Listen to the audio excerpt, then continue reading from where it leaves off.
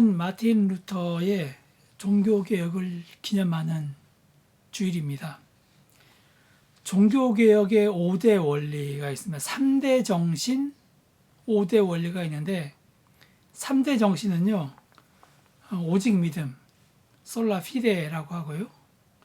오직 은혜, 솔라 그라치아, 그리고 오직 성경, 솔라 스크립투라.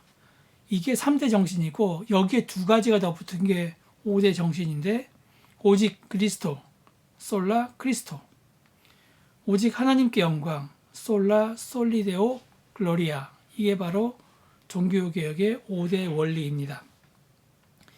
이 종교개혁의 5대 원리가 나왔다는 말은요. 그만큼 그 당시 교회가 이런 역할을 제대로 하지 못하고 있다는 반증입니다. 무엇이든지 제 기능을 발휘하지 못한다는 것은요. 병들었다고 표현해도 무방합니다.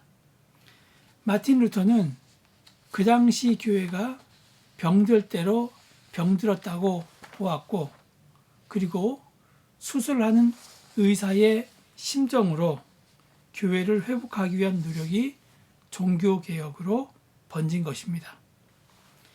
저는 오늘 종교개혁 주일을 우리가 기념하면서 우리가 거대 담론이라고 하죠. 국가, 민족 이런 식으로 얘기하는 거를 거대 담론이라고 하는데 저는 교회가 병들었다. 교회를 개혁하자. 이런 말을 드리고 싶지 않습니다. 제가 나 같은 사람이 그런 말을 해서 무슨 소용이 있으며 이런 이야기가 얼마나 많이 효과적으로 퍼질까 이런 염려를 하면서 이런 얘기를 하지 않겠다고 하는 게 아닙니다. 아시는 분은 아시겠지만요. 저는 자존감이 굉장히 강한 사람입니다.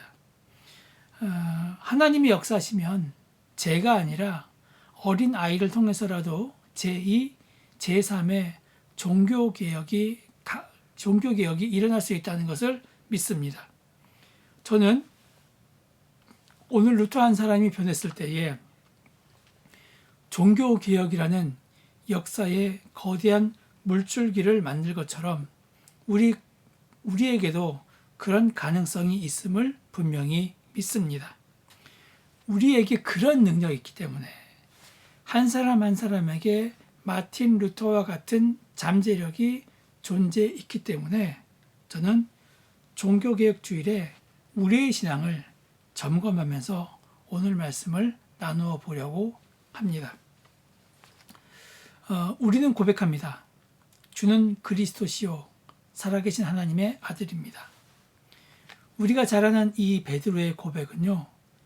단순히 베드로 한 사람만의 고백이 아니라 하나님 자녀된 자들의 공통된 고백이며 또한 결단입니다. 하지만 이런 믿음의 고백을 담고 있는 우리 마음 그릇은 다 제각각입니다. 사람의 외모가 천차만별이듯이 우리의 성격도 다르고요. 그 성격을 형성하는 경험 역시 저마다 다릅니다. 우리 중에는 상처가 너무 깊어서 은혜마저도 거부하는 영혼들이 있습니다. 아니면 너무 마음이 억눌려 있어서 마음 그릇이 짓눌려 있는 사람도 있습니다. 또한 요즘처럼 코로나 바이러스 때문에 어쩔 수 없는 상황으로 인해서 좌절 가운데 있는 영혼도 분명히 있습니다.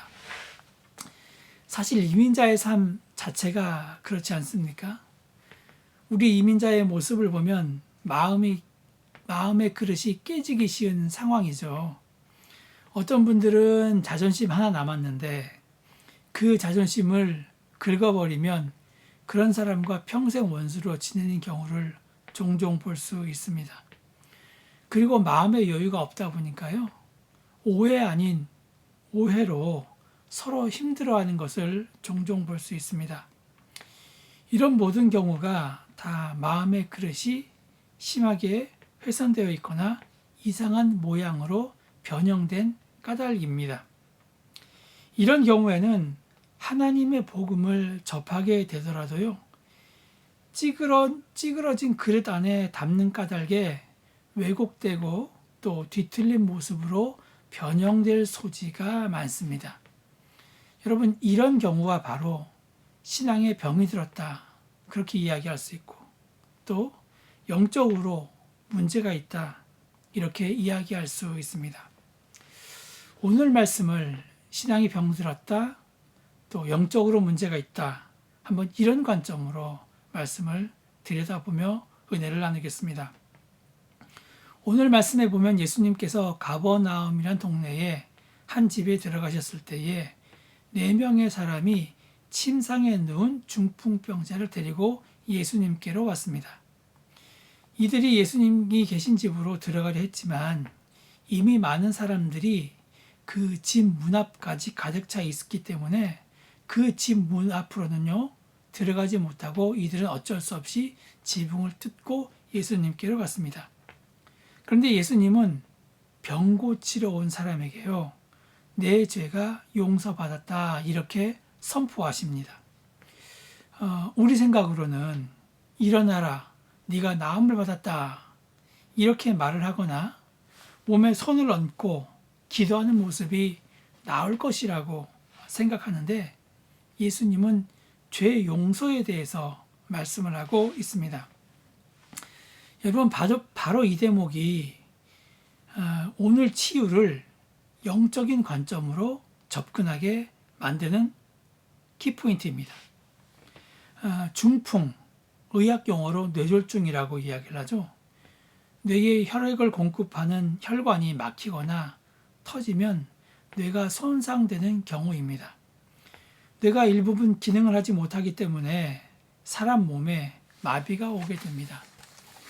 제가 한 8년 전에 경험한 일인데, 밴쿠버에 선교사님 무리가 한 50여 명 되시는 분들이 단기 훈련을 받기 위해서, 그러니까 선교지에 계신 분들이 다시 집중 훈련을 받기 위해서 밴쿠버에 방문하신 적이 있어요. 제가 부목사로 섬기던 교회에서 그분들을 위해서 하루 소풍을 마련했는데요. 한 선교사님이 저랑 같이 가면서 좀 머리가 어지럽다고 하더라고요. 왜 어지럽습니까? 했더니 저혈압인데 그동안 혈압 수치를 재봤더니 정상적인 것 같아서 약을 안 먹었다고 그렇게 이야기를 하는데 많이 어지럽대요. 그래서 안 될 것 같다 싶어서 숙소로 모셔다 드리려고 하다가 좀 뭔가 찜찜해서 제가 아는 패밀리 닥터한테 연락을 했죠. 이분 보험이 없지만 한번 좀 봐주시면 안 되겠냐. 그랬더니 그 의사 선생님이 목사님 모시고 오세요, 그렇게 이야기하더라고요. 갔더니 몇 가지 진단을 하더라고요. 이렇게 걸어보세요 했더니 비틀비틀 걷고, 손 이렇게 해서 맞춰보세요. 우리 이렇게 맞히잖아요. 근데 이걸 못하는 거예요. 이렇게. 그랬더니 닥터 선생님이, 목사님 이거 응급실 가야 됩니다. 아마 제 생각에는 어디 실핏줄 터진 것 같습니다. 이게 뇌졸중이라는 거죠.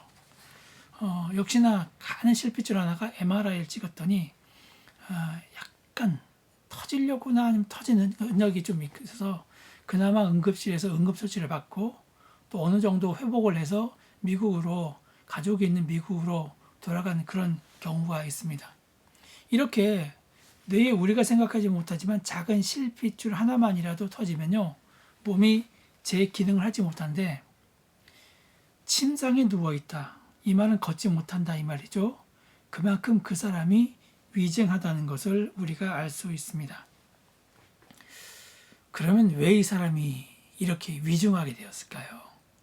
이걸 한번 생각해 보죠. 물론 의학적인 관점에서 실핏줄이 터져서 그렇게 될 수도 있습니다. 근데 성경을 꼭 그런 식으로 볼 수는 없겠죠. 그렇죠? 이 성경이 우리에게 질문하는 것에 대한 가장 좋은 해답은 성경 안에서 찾는 게 제일 좋고요. 그럴 때 성경 앞뒤를 읽어보는 것이 제일 좋은 방법입니다. 자, 오늘 말씀 이후에 나오는 13절 이후의 말씀을 보면 예수님이 죄인과 세리들과 함께 식사하는 것을 보시고요. 서기관들이 제자들에게 트집을 잡습니다. 어찌하여 당신의 선생은 세리와 죄인들과 함께 밥을 먹느냐. 요게 이제 2장 16절에 나오고요. 그리고 2장 18절에 보면 요한의 제자들과 바리새인의 제자들은 금식하는데 어찌하여 당신의 제자들은 금식하지 않느냐. 이렇게 또 트집을 잡습니다. 밀밭 사이를 지나가다가 안식일에 제자들이 밀 이삭을 뜯어서 먹는 것을 보시고 2장 24절에 보면 보시오 당신의 제자들은 안식일에 하지 못할 일을 지금 하고 있습니다. 이렇게 3번이나 트집 잡고 있는 것을 볼 수 있습니다. 율법 아래에서는요. 죄인과 세리와는 식사하면 안 됩니다. 율법에 따라 금식해야 하고 그리고 안식일에 일을 해서는 안 됩니다. 이처럼 율법은 사람을 제한합니다. 이런 율법 체제 아래에서는 안 되는 일을 하거나 그리고 해야 할 일을 하지 않는 사람은 죄인으로 정죄당할 수밖에 없습니다. 왜 당신은 이런 일을 하십니까? 왜 당신은 이런 일을 하지 않습니까? 그 왜가 사람을 지배하고요. 사람의 삶을 무력하게 만듭니다. 혹여나 어떤 사람이 율법에 의해서 정죄를 받게 되면 집단으로부터 배척당하고 소외당하게 됩니다. 여러분 사람이 소외를 당하게 되면요. 불안하게 되죠. 그렇죠? 그리고 강박증 증세가 나타나게 되고요. 그러다 보면 자신도 모르게 움츠리고 그러다 보면 영적으로 병이 될 수밖에 없는 상황입니다.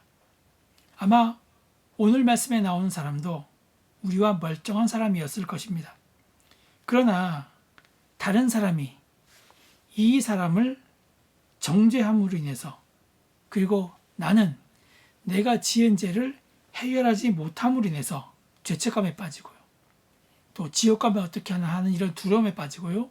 그리고 자꾸 양심으로부터 자기에게 호소하는 그 소리가 있습니다. 그렇기 때문에 괴로움과 불안으로 말미암아 두려움에 떨 수밖에 없다는 것이고 이 두려움이 쌓이다 보면 요즘 말로 이야기하면 그 스트레스가 차고 넘쳐서 이 사람은 중풍병자로 될 수밖에 없었다는 말입니다. 여러분 그렇지 않습니까? 스트레스가 만병의 근원이라고 하는데 여러분 더구나 오늘 말씀에 나오는 병자가 중풍병자 이 뇌에 문제가 있는 사람인데 충분히 이런 압박감에서 시작되었다는 것을 우리가 짐작할 수 있습니다. 그러면 우리가 한번 지금 이 시대와 적용을 해보면요. 현대의 신자는, 현대의 사람들은 언제 병이 들까요? 물론 아까도 얘기했지만 스트레스를 많이 받으면 병이 될 수 있습니다. 여러분 그렇기 때문에 스트레스 조심하시고요. 늘 영육간에 강건하시기 바랍니다. 영적으로 신자가 병이 걸릴 때를 보면요. 그것은 하나님의 뜻을 인간의 지혜로 규정, 어떤 공식으로 만들어버릴 때 여러분 생기는 것을 볼 수 있습니다. 자, 5절 말씀 다시 보겠습니다. 예수께서 그들의 믿음을 보시고 중풍병자에게 이르시되 작은 자야 내 죄 사함을 받았느니라 하시니 이렇게 말씀하는 것을 볼 수 있습니다.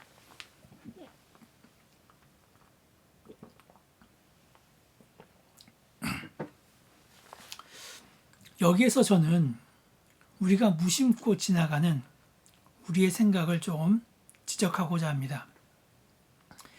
자, 우리 생각은 어떻습니까?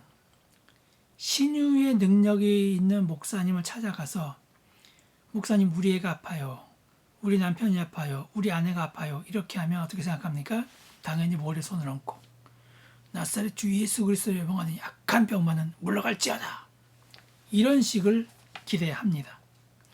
그러니까 예수님을 바라볼 때도 중풍병에서 고침을 받을지어다. 내 이름으로 명하노니 중풍병을 유발하고 있는 모든 악한 병마들은 물러갈지어다. 여러분 이런 식으로 선포하는 것이 순리에 맞다고 생각합니다. 그런데 이것은 누구의 생각입니까? 우리의 생각이고요. 좁히면 나의 생각입니다. 그러나 예수님은 무엇라고 말씀하십니까? 작은 자여 내 죄 사함을 받았느니라 이렇게 말씀하십니다. 여러분 이것은 누구의 선언이며 누구의 생각입니까? 말할 것도 없이 예수님의 생각이며 또 예수님의 선포입니다. 여러분 그렇다면 과연 중요한 것은 무엇입니까? 내 생각입니까? 아니면 예수님의 생각입니까? 당연히 물어볼 것도 없이 예수님의 생각이 더 중요합니다. 그런데도 우리는요, 무의식적으로 내 생각을 우선시합니다. 그리고 더 심각한 것은 예수님께서 내 생각 아래에 굴복해 주기를 바라고 있습니다. 이런 말도 안 되는 적반하장이 세상에 어디에 있습니까? 그런데 여러분, 우리가 그렇게 하고 있다는 것입니다. 오늘 본문에서 예수님의 생각은 무엇입니까? 중풍병자에게 영적인 무기력으로 인도하는 죄가 육적인 무기력보다 훨씬 더 심각한 것임을 알려주고요. 그 영적으로 먼저 회복시키는 것이 바로 예수님의 생각이었습니다. 예수님은 병자의 그 병의 근원, 본질을 보셨기 때문에 가능한 생각이었습니다. 기존 율법 체계가 사람을 무기력하게 만드는 것을 통찰하시고 바로 근본적인 치유를 하고 있는 것입니다. 여러분, 오늘 종교개혁주일과 연결해 보면요, 5절 한절을 통해서도 예수님은 우리에게 이미 개혁가의 모습으로 다가오고 있습니다. 열왕기하 5장에 보면 아람 나라 군대 장관 나아만 장군에 대한 이야기가 나옵니다. 이 사람이 우리가 나병이라고 하는 한센병에 걸렸죠. 그리고 이것을 해결하지 못했는데 이스라엘에 엘리사라는 사람이 있어서 이 사람에게 가면 병이 낫는다는 이야기를 듣고 엘리사를 찾아옵니다. 한 나라의 군대 장관이, 지금으로 이야기하면 미국의 국무부 장관이 엘리사를 찾아왔는데 엘리사는 요단강에서 7번 목욕하라고, 그러면 병이 나을 것이라는 치유 방법을 제시합니다. 그러나 나아만이 가진 생각은 달랐습니다. 열왕기하 5장 11절 말씀에 보면요, 나아만이 노하여 물러가며 이르되 내 생각에는, 이렇게 얘기하면 내 생각에는 그가 내게로 나와서 그의 하나님 여호와의 이름을 부르고 그의 손을 그 부위 위에 흔들며 나병을 고칠까 하였도다. 여러분, 이것을 가슴에 새기십시오. 요단강에서 7번 물을 담그는 것은 하나님의 뜻입니다. 그러나 나아만은 11절에서 분명히 이야기합니다. 내 생각에는, 인간 나아만의 생각에는 엘리사가 나와서 환처에 손을 대고 하나님의 이름을 부르면서 기도하는 것이었습니다. 이것이 바로 인간이 생각하는 치유 공식입니다. 인간의 생각으로 하나님의 뜻을 규정하거나 제도화하거나 공식화할 때 치료와 회복은 절대로 일어나지 않습니다. 인간이 셈을 포기하고요, 하나님의 뜻을 믿음으로 붙잡기를 간절히 애원하는 나아만의 종들의 말을 이기지 못한 채 순종해서 나아만이 요단강에 몸을 담갔을 때 열왕기하 5장 14절에서 이렇게 이야기합니다.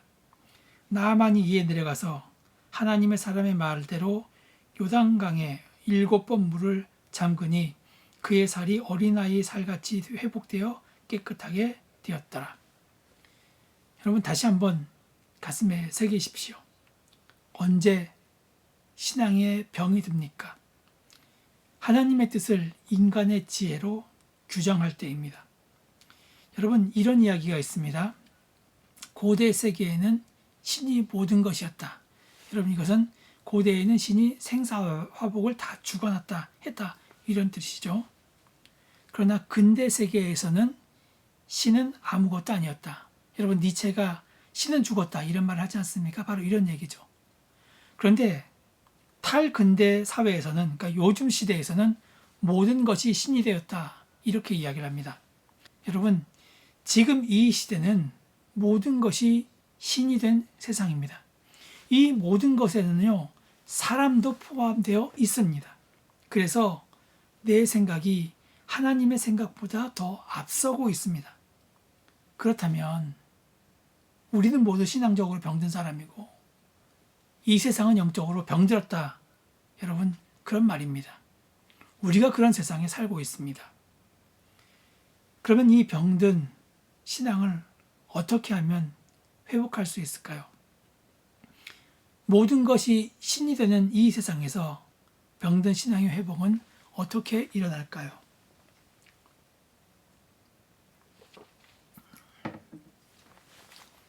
첫 번째는요, 믿음의 사람들을 만나야 합니다. 종교개혁의 첫 번째 원리, 오직 믿음과 이치가 같습니다. 예수님이 자기네 마을에 오셨다는 소식을 사람들이 듣자 예수님에게 달려갔습니다. 좋은 구경거리가 됐겠죠. 사람이 병에서 낫는 그 구경거리만큼 좋은 구경거리도 또 없습니다. 그리고 중풍병자도 가기를 원했고 4명이 그를 위해서 달려갔습니다. 율법 세제 아래에서 죄인을 무시하고 소외시키는 것은 당시 일반적인 생각이었습니다. 그러나 여기 중풍병자를 예수님께로 데리고 온 4명의 행위는 그 당시 통념에 사로잡힌 무리들과는 전혀 달랐습니다. 당시 사람들이 형벌로 여기며 하나님의 형벌로 여기며 거리를 두고 있을 때 이 4명은 함께 했습니다. 사회에서 죄인이라고 낙인 찍힌 중풍병자를 그들은 돌보고 있었다는 말입니다. 다른 사람들은 무시하고 소외시킨 중풍병자를 그들은 위로하였습니다. 여러분, 예수님께서 4사람의 믿음을 보셨다고 했는데 바로 이렇게 위로하는, 돌보는 행위가 믿음입니다. 믿음을 믿습니다라고 연발하는 것도 믿음이지만 어려운 상황에 처한 사람 돌보는 것 역시 믿음입니다. 여러분, 그들이 비록 집 앞에 갔을 때 이미 많은 사람들이 가득해서 집으로 들어갈 수 없는 상태였지만 그들은 포기하지 않고 지붕에 구멍을 냅니다. 여기에서 문이라는 단어 그리고 지붕을 뚫어서 구멍을 냈다라는 말이 참 상징적인 표현입니다. 중풍병자와 친구들이라고 합시다. 4명이 친구들이라고 합시다. 이 친구들은 예수님이 계신 그 집만은요, 개방되어 있을 줄로 믿고 찾아왔는데 이미 그 집은 문에서부터 막혀 있었습니다. 문이라고 하는 것은 무엇과 무엇을 나누는 것이죠. 그렇죠? 안과 밖을 나누기도 하고요. 그리고 침실과 주방을 나누기도 합니다. 또 문을 율법으로 비유하게 되면 죄인과 의인을 나누기도 합니다. 이처럼 문은 죄인과 의인을 나눌 수도 있고 어떤 사람에게는 개방된 문이 어떤 사람에게는 차단될 수도 있습니다. 중풍병자와 4명의 친구에게 있어서 예수님이 계신 집은 차단되어 있습니다. 율법으로 의인과 죄인이 구분된 것과 마찬가지입니다. 4명은 문으로 들어가지 못했을 때 지붕을 생각했습니다. 여러분, 지붕은 하늘을 가리는 역할을 합니다. 그래서 지붕을 뜯어 하늘이 열렸다는 것은요, 하늘과 땅이 통하는 사건이라는 말입니다. 지붕을 뜯어 하늘과 땅을 연결시키면 죄인도 의인도 다 같은 하나님의 아들이고 딸입니다. 하나님은 의인이든 죄인이든 가리지 않고 햇빛과 비를 내려주십니다. 오늘 말씀에 나오는 4명은, 이 친구들은 한마디의 말도 하지 않습니다. 병을 치유하는 이야기에서 흔히 간청, 예수님 이 사람의 병을 고쳐주십시오 하는 이런 간청이 오늘 말씀에 전혀 나오지 않습니다. 하지만 4명의 친구는요, 말보다 더한 간청을 지금 예수님께 드리고 있습니다. 가끔 100마디, 1000마디 하는 것보다 한 번의 행위가 더 깊은 신뢰감을 표현하는 것처럼 내 친구는요, 말 이상의 간절함을 무언으로 외치고 있습니다. 내 친구가 외치는 그 무언의 소리를 제가 좀 적어봤습니다.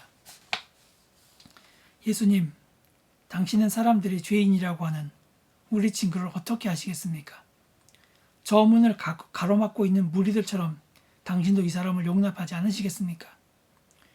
우리는 이 사람을 정죄하지 않습니다. 우리처럼 당신도 이 사람을 용납할 줄 믿고 이렇게 메고 왔습니다. 다른 환자를 깨끗하게 해주셨다는 당신에 관한 소문을 듣고 이렇게 찾아왔습니다. 이 사람을 보십시오. 이 사람은 율법이 죄인으로 정죄하여 무력하게 만들어버린 중풍병자입니다. 어찌 의인만이 하나님의 백성입니까? 이 죄인도 하나님의 사랑 안에서 똑같은 자녀임을 믿습니다. 우리가 믿기로 이 사람도 지금 우리가 지붕을 걷어내고 위에서 내려 보냈듯 하나님으로부터 보낸받은 존재요. 위로부터 난 하나님의 아들이 아니겠습니까? 당신이 진짜 하나님의 사람이요. 거룩하신 분의 뜻을 행하고자 한다면 이 사람을 당신의 뜻대로 하십시오. 이런 간절한 마음일 것입니다. 여러분, 어떤 사람이 바른 믿음을 소유했는지 이해가 되십니까? 우선 힘들고 병들고 곤란한 처지에 있는 사람을 방치하지 않는 사람입니다. 비를 맞고 있는 사람에게 우산을 씌워주는 것이 아니라 그 비를 함께 맞는 사람입니다. 또한 지붕을 열어 하나님과 소통하는 사람입니다. 또 그런 마음으로 용기를 내는 사람입니다. 이런 한 사람 한 사람이 바로 믿음의 신자입니다. 지금 이 시대가 모든 것이 신이 되는 병든 세상입니다. 하나님 생각보다 내 생각이 앞서는 세상입니다. 여러분, 이런 세상에서 신자인 나의 위치가 어디입니까? 마틴 루터가 혈혈단신으로 종교개혁의 길을 갔던 것을 여러분 기억하십시오. 내가 이런 믿음의 신자가 된다면요, 비록 마틴 루터의 종교개혁까지는 미치지 못할지라도 우리 주위에 선한 역사는 반드시 일어납니다. 그리고 이런 작은 빗방울 하나하나가 모였을 때 거대한 바다를 이룬다는 것을 여러분 믿고, 또한 이것이 바로 하나님의 뜻입니다. 마틴 루터가 외친 오직 믿음, 여러분 이 단어를 다시 한번 우리 마음에 되새기기 바랍니다. 그리고 이런 작은 발걸음을 걷는 성도들이 되시기를 기도합니다. 두 번째로 병든 신앙을 회복하기 위해서는요, 예수님을 만나야 합니다. 제가 살짝 웃은 이유는, 목사님 너무 식상한 이야기 아니고 너무 뻔한 답 아닙니까? 이렇게 물을 수 있습니다. 맞습니다. 맞아요. 하지만 어떻게 합니까? 이게 답인 것을요. 오늘 11절, 12절 말씀을 보겠습니다. 내가 내게 이르노니 일어나 내 상을 가지고 집으로 가라 하시니 그가 일어나 곧 상을 가지고 모든 사람 앞에서 나가거늘 그들이 다 놀라 하나님께 영광을 돌리며 이르되 우리가 이런 일을 도무지 보지 못하였다 하더라. 여러분, 이 말씀을 풀이하면 이렇게 됩니다. 일어나 내 자리를 걸어서 집으로 가라는 말씀은요, 이 신체의 하반신 근육을 부분적으로 사용할 수 있게 되었다는 말입니다. 그 다음에 환자가 상을 가지고 갔다는 말은요, 상반신 근육을 쓸 수 있게 되는 말입니다. 그리고 그 사람이 마침내 집으로 갔다는 것은요, 환자가 모든 근육을 지속적으로 사용할 수 있게 되었다는 뜻입니다. 결국 중풍병자의 회복은 완전한 신체의 회복이라는 것을 의미합니다. 예수님이 허락하시는 치유는 불완전한 회복이 아니라 그야말로 완전한 회복입니다. 그렇기 때문에 우리가 예수님을 만나야 되고, 그렇기 때문에 예수님이 답이라는 것입니다. 인간이 아무리 열심히 노력해도 우리가 하는 것은요, 불완전하다는 걸 인정할 수밖에 없습니다. 여러분, 제가 아무리 심리 능력이 뛰어난 목사님이라고 해도요, 100년 이상 살게 하는 분 못 봤습니다. 사람이라고 하는 것은 완전한 것처럼 보이지만요, 모든 것은 불완전하다는 것을 여러분 인정해야 합니다. 그러나 예수님을 만났을 때 중풍병자가 완전한 회복을 이루었던 것처럼 예수님께로 가면 모든 것이 완전해지기 때문에 여러분, 병든 신앙을 회복하기 위해서는 우리는 예수님을 찾고 예수님을 만나야 합니다. 그래서 많은 사람들이 예수님을 찾았습니다. 삭개오도 예수님을 찾고 바디메오도 예수님을 찾았습니다. 혈류병을 앓고 있던 여인 역시 예수님을 찾았습니다. 니고데모도 비록 밤이라고 할지라도 예수님을 찾아갔습니다. 왜냐? 예수님을 찾아야 모든 것이 완전하게 치유되기 때문입니다. 여러분, 마틴 루터 역시 병든 신앙을 회복하기 위해 고민과 번민을 할 때 오직 의인은 믿음으로 산다는 그 말씀을 받았습니다. 예수님을 온전히 믿는 그 믿음을 말합니다. 여러분, 믿음 우리가 보기에, 세상 사람들이 보기에 별거 아닌 것처럼 보일 수 있지만요, 별것 중에 별것이 바로 믿음입니다. 지금 이 시대가 많이 힘들고 어렵습니다. 이민생활 여러분 외로우시죠? 저도 가끔 외로움을 탑니다.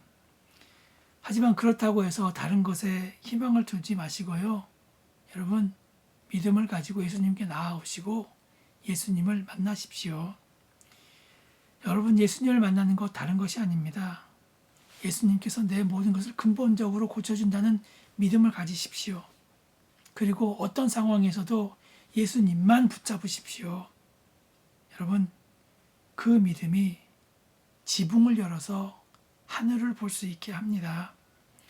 그 믿음이 우리를 살리고 세상을 살립니다. 종교개혁 주일에 여러분, 이런 믿음을 우리 주위에, 내가 속한 공동체에 전함으로 말미암아 우리가 따뜻해지고 우리 주위가 따뜻해지고 그리고 이 세상이 온전하게 되는 역사가 일어나기를 간절히 축원합니다. 기도하시겠습니다. 고맙고 감사하신 하나님, 주님의 은혜와 사랑에 감사를 드립니다. 하나님, 우리를 온전케 하여 주시옵소서. 우리의 믿음을 새롭게 하여 주시옵소서. 우리 모든 사람이 믿음의 성도들이 되게 하여 주시옵소서. 힘들고 어렵지만 마틴 루터가 그 길을 갔던 것처럼 우리도 그 길을 가는 성도들이 되게 하여 주시옵소서. 예수님의 이름으로 기도합니다. 아멘.